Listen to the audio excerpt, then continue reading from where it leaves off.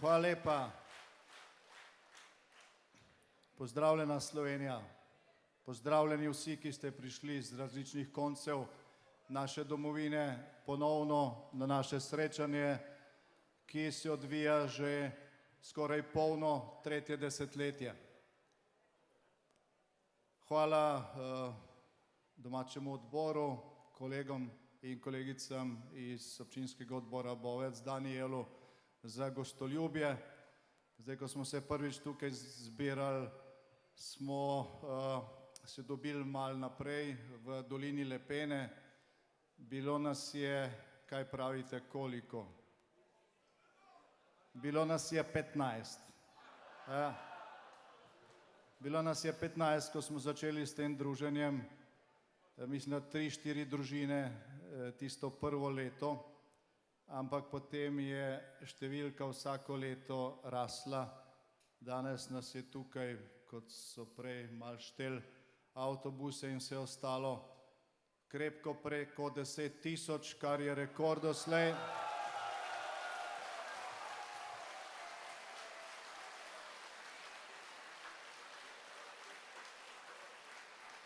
In to brez tega, da bi se kdo prav posebej potrudil, kar se tiče organizacije. Nekateri predsedniki odborov so mi rekli, še več bi jih prišlo, pa ni bilo več avtobusov za rezervacijo. Tako da naslednje leto je očitno treba avtobuse rezervirati že pol leta prej. Nekaj prostora je tukaj še, mogoče čez 10 let bo treba zapreti letališče, ker nas bo toliko. In še posebej smo danes veseli tistih, ki ste izpolnili tudi pristopno izjavo za Slovensko demokratsko stranko. Kar veliko tega. Če pa še kdo ni uspel, tukaj je stojnica, kjer lahko to vsak naredi, vsakega smo še posebej veseli. Ker pa je Slovenska demokratska stranka stranka, ki gradi na vrednotah slovenske osamosvojitve, mislim, da je nekje tudi stojnica VSO-ja, kjer se lahko včlanite v Združenje za vrednote slovenske osamosvojitve. Tudi ta organizacija je izjemno pomembna zato, da spomin na najusodnejše odločitve v zgodovini Slovencev ne bo šel po poti, kamor so ga namenili tisti, ki so ukinili Muzej slovenske osamosvojitve. Lahko ukinete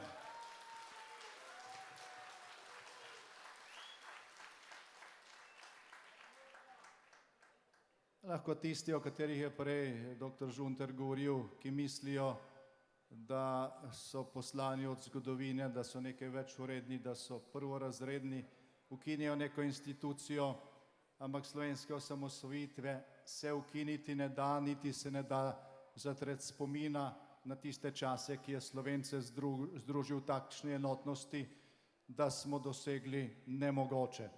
Torej, vabljeni tudi v Združenje za vrednote slovenske osamosvojitve. Zdaj tukaj vidim na stotine obrazov, ki smo jih srečevali zadnje leto na naših javnih tribunah, ko smo gradili našo zmago na evropskih volitvah. Hvala vsem, ki ste takrat sodelovali, hvala vsem, ki ste pridobivali glasove za našo dobro ekipo, hvala vsem, ki ste pomagali, da je Slovenska demokratska stranka prvič v zgodovini presegla 30% podporo ob rekordni udeležbi na evropskih volitvah.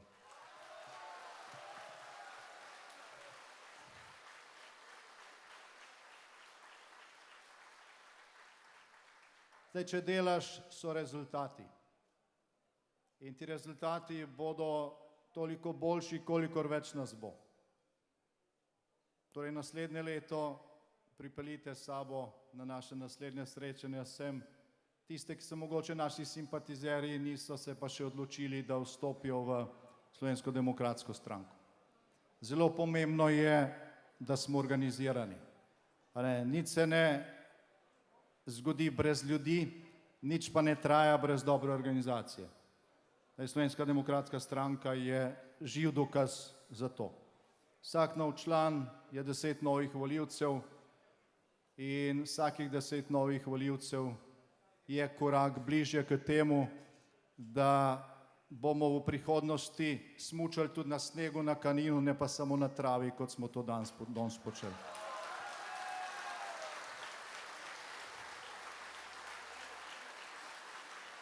Zdaj čestitke zmagovalni ekipi v smučanju na travi, čestitke, tudi čestitke ekipi, ki je zmagala v vlečenju vrvi. Zdaj, ko sem to gledal, sem videl, da Slovenska demokratska stranka premore tako spretnost kot moč, in res čestitke vsem, ki ste se potrudili. Ampak v tem smučanju na travi je tudi nekaj simbolike.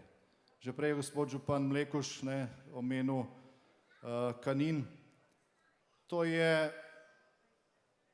bom rekel, nažalost, v preteklem času bilo dolgo časa praktično edino visokogorsko slovensko smučišče v času, ko se klima segreva, predvsem zaradi sprememb na soncu, kar se dogaja skozi, rekel, milijarde let življenja tega planeta, ne toliko zaradi nas, kot vas želijo prepričati. In zdaj smo pač v takem ciklu, da bo snega po dolinah vedno manj, vsaj še nekaj časa, in smučanje vse dražje. Tukaj pa imamo en biser, kjer je snega dovolj, so pa milijoni, ki smo jih predvideli v prejšnjem mandatu, zato da se smučišče postavi nazaj, pod Golobovo vlado šli ne vem kam, verjetno na Metelkovo 6 za tako imenovane nevladne organizacije, ki so prej kolesarile za njih. In od česar Slovenija ni imela ničesar drugega kot samo škodo. Samo škodo, ki se še vedno pozna, in smučišče Kanin je en tak lep, razumljiv primer tega, kako se napačno ravna z denarjem, ki ga vsi prispevate od davkov, prispevkov, od DDV-ja, ki ga plačujete v trgovinah. In kot je bilo že prej rečeno, te stvari treba obrniti nazaj. Smo pa na nek način izgubili upanje, da bi se kakšne velike pozitivne spremembe ali pa vsaj majhne pozitivne spremembe lahko zgodile že v tem mandatu. Zaradi tega je v interesu celotne Slovenije, našega razvoja, naše prihodnosti, tudi prihodnosti naših otrok, da je ta žalostni, plesoči, svobodni mandat čim krajši. In kar se tiče Slovenske demokratske stranke, delamo na tem, da bodo čim prej predčasne volitve in da Slovenija dobi oblast, ki bo delala za skupno dobro, ki ne bo ločevala ljudi na prvo- in drugorazredne, ki ne bo denarja od nujnih projektov usmerjalo tja, kjer je sama škoda in kjer državljanke in državljani, davkoplačevalci, ki končno vzdržujejo tudi to oblast, ne bodo deljeni na prvo- in drugorazredne. Zdaj pred nami so, če uporabim bolj blag izraz, precej dinamični časi, tako nasploh kot v Evropi in tudi v Sloveniji. Za nami je veličastna zmaga na evropskih volitvah. Slovenska demokratska stranka je na teh evropskih volitvah, kljub temu, da smo v opoziciji, da imamo v državnem zboru slabo četrtino glasov, dosegla več mandatov kot celotna vladna koalicija skupaj. Jaz mislim, da bolj jasno izražene volje volivcev v Sloveniji že dolgo ni bilo.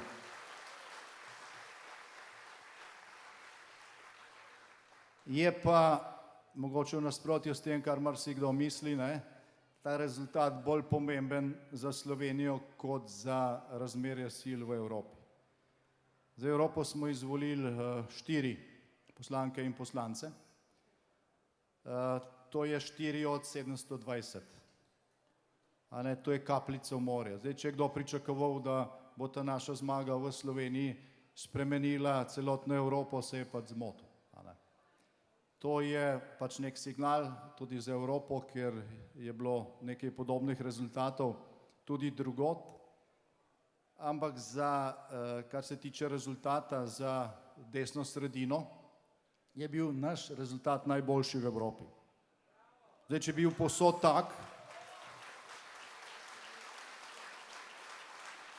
če bi bil v vseh ali pa vsaj v večini največjih evropskih držav rezultat tak, potem pred dnevi ne bi dobili ponovitve mandata predsednice komisije, ki resnici na ljubo ni delala samo slabo, je bilo tudi nekaj dobrih ukrepov v prejšnjem mandatu, v celoti vzeto je šla pa Evropa v napačno smer in bi moral to krmilo prevzeti nekdo drug. Zato je pač mi nismo podprli, je pa seveda, kot sem dejal že prej, za 4 glasovi nemogoče velik tanker obrniti v pravo smer. Zato je bil ta rezultat bolj pomemben za Slovenijo. Za Evropo pa, predvsem za Slovenijo, pa tudi za Evropo, pa bo zelo pomemben naš naslednji korak. Naslednje volitve zelo verjetno, ali pa po tem, kar piše v slovenski ustavi, bodo volitve v državni zbor. Jaz sem doslej dobil že kar nekaj stav o tem, kdaj bodo predčasne volitve, tudi zdaj smo jih nekaj stavili, tle jih je nekaj vidim, ki so izgubili te stave, so vedno rekli, imajo tako večino, da bodo oddelali mandat do konca. Zdaj oni ne oddelajo mandata do konca, ker sami porušijo svoje vlade, ker vedo, da volitve prej za njih pomeni vseeno manj slab rezultat, kot pa če se čaka do konca. Običajno ne podre opozicija vlade, tako da se je treba pripraviti naslednje leto. Zdaj sprememba oblasti v Sloveniji je seveda ključna za dobro življenje Slovenk in Slovencev. Je pa pomembna tudi za Evropo.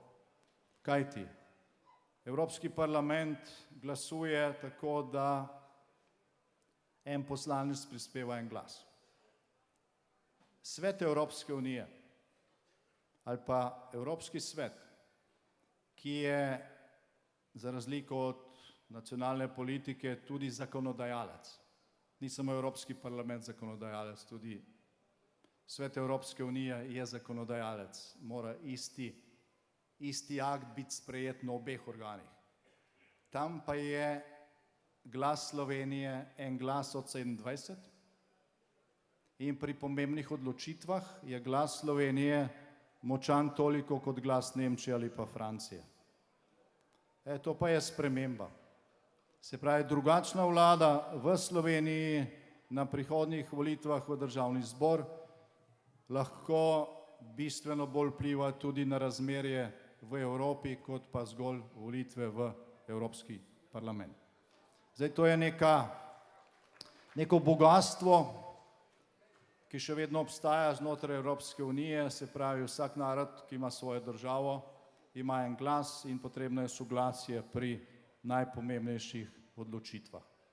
Torej, na nacionalnih volitvah se dejansko, kar se tiče vpliva in moči odločanja, bolj odloča o tem, kakšna bo smer Evropske unije, kot pa na volitvah v Evropski parlament.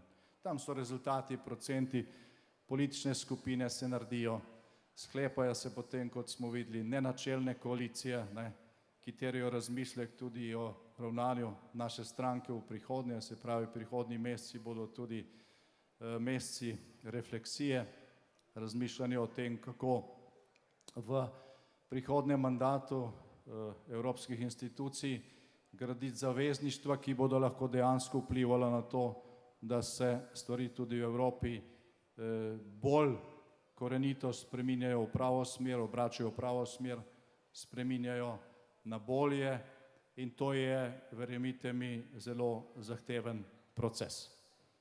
Evropa je če pogledate od vzhoda do zahoda, od severa do juga tega kontinenta, celo bolj različna, kot je bila nekdanja Jugoslavija, v kateri smo živeli, in sami veste, tisti, ki pripadamo generacijam, ki ima neposredno izkušnjo z tistih časov, kako smo se pritoževali, ko so bili naši napori pravzaprav izničeni z odločitvami, na katere pač nismo mogli vplivati. Tako da to izkušnjo imamo in jo ne želimo ponavljati. Torej čaka nas odločilna bitka za bližnjo prihodnost Slovenije in prihodnjih generacij.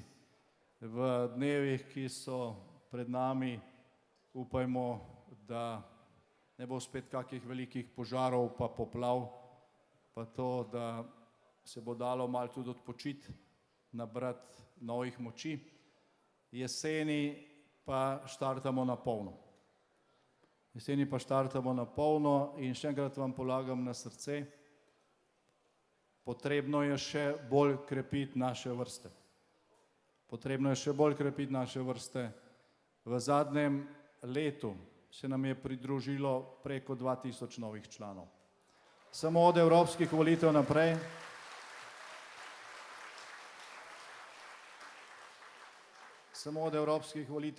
se pravi od sredine junija v enem mesecu, se nam je pridružilo več kot 400 novih članic in članov in zadnji sprejem ni bilo zadnjega sprejema in podelitve članskih izkaznic tistim, ki se lahko tega udeležijo, ni bilo več mogoče opraviti v hiši dr. Jožeta Pučnika v Ljubljani, ampak smo morali iti pod velik kozolec v Braslovčah, kjer se običajno zbirajo hmeljarji.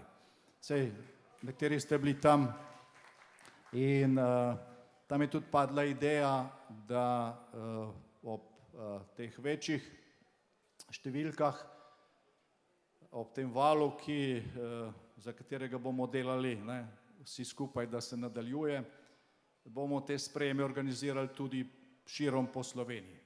Tako da tisti odbori, ki ste za to zainteresirani, ki imate ustrezne lokacije, se javite v glavnemu tajništvu in bomo naredili to tam. Za marsikoga je mogoče to tudi dodatna motivacija, pač da izpolni člansko izkaznico. Torej, več nas bo, prej bo Slovenija kot mainstream zavila na pot normalnosti. Zdaj, eno od gesel Slovenske demokratske stranke v kampanji na evropskih volitvah se je glasilo tudi za normalno Slovenijo. Zdaj, ko smo prva leta zborovali tukaj, zdaj, če bi takrat kdo za tem mikrofonom govoril to, kar je prej govoril dr. Žunter, bi se vprašali, zdaj, v kateri državi to govori, sej je pač jasno. Biologija ima svoje zakonitosti, fizika ima svoje zakonitosti, narava ima svoje zakonitosti. Imamo dva spola, oba sta enakopravna, enakovredna, nista pa enaka. Zdaj, če bila enaka, nas ne bi bilo. To je pač biološko dejstvo. To, da nekdo to zanika, glejte, to ne pomeni, da tisti, ki takšne stvari lansira, ki piše, da ne vem, da so tudi moški lahko noseči, glejte, v Sloveniji imate neko mrežo tako imenovanih nevladnih organizacij, za katero iz svojih žepov plačujete letno na desetine milijonov, ko to seštejete, ki uradno trdijo, da je lahko moški noseč. Ampak tisti, ki so to lansirali, paste, ni nor. Zdaj, to bi bilo enostavno. Tisti ve, da je to neumnost. Tisti ve, da je 1 in 1 2, da pač nek predmet zaradi zakona težnosti, če ga vržete v zrak, pade dol, da se to ne da spremeniti. testirajo pa, kakšno količino neumnosti in nelogičnosti je javnost še pripravljena kupovati.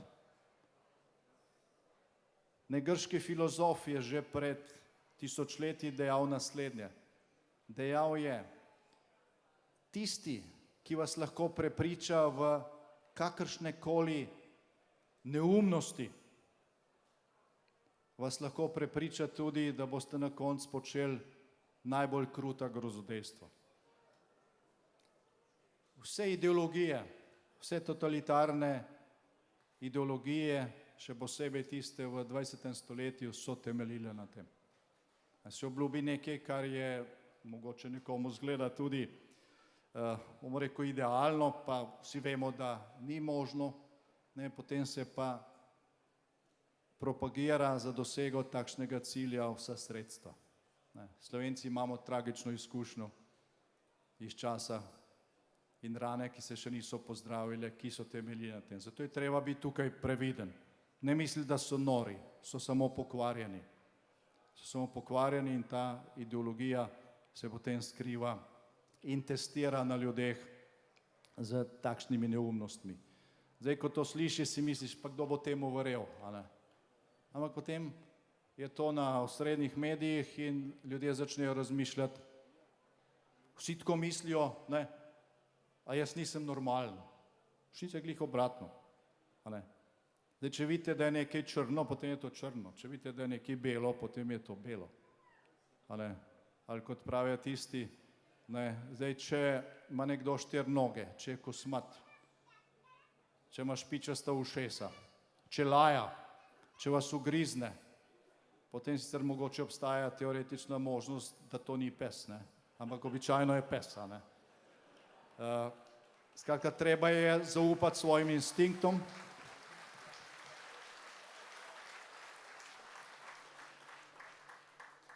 Zdaj, prej je doktor Žunter dejal, da mu je neka levičarka oponašala, da ne razume modernega sveta, ker je toliko star.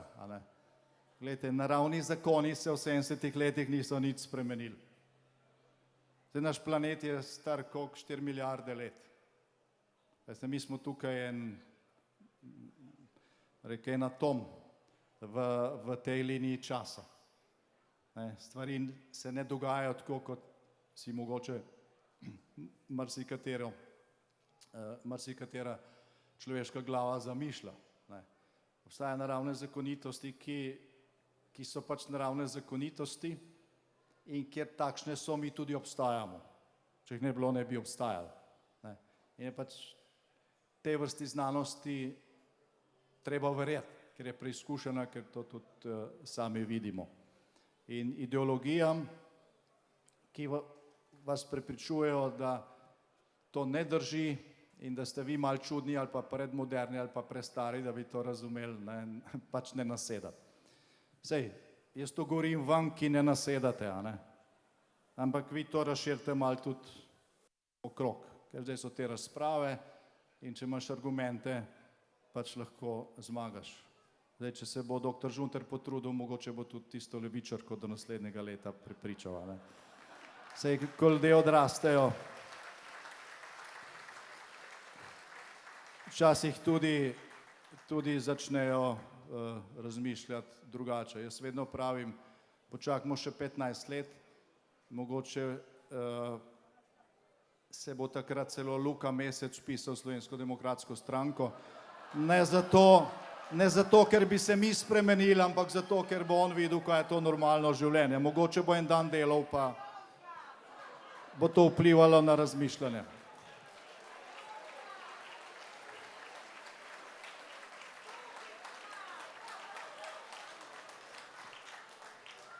Torej, hvala lepa za vso to potrpežljivost. Vidim, da mnogi stojite in da je bil ta govor malo predolg.